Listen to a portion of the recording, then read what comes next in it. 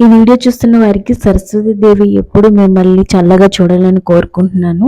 2026, 23 జనవరి శుక్రవారంన వసంత పంచమి జరుపుకోబడుతుందండి.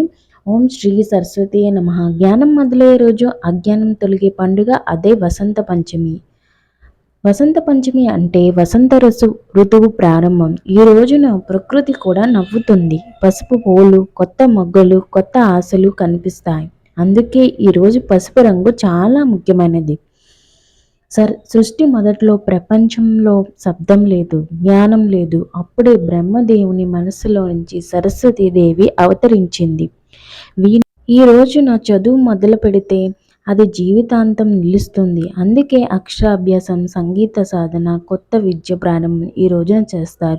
వసంత పంచమి రోజున పసుపు లేదా తెల్ల వస్త్రాలు ధరించాలి. పుస్తకాలను పూజలో పెట్టాలి.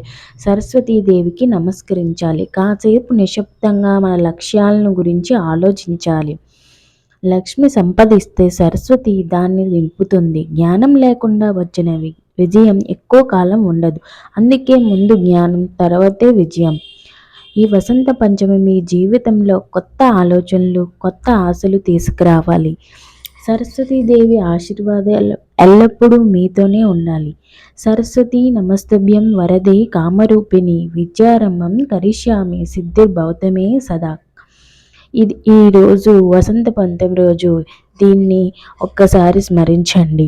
అలాగే సరస్వతీదేవికి లైక్ చేయండి. మంచి వీడియోస్ కోసం తెలుగు స్టోరీ వైబ్స్ని సబ్స్క్రైబ్ చేసుకోండి. ఇంతసేపు ఈ వీడియో మీరు ఓపుగా చూసినందుకు మీకు చాలా ధన్యవాదములు.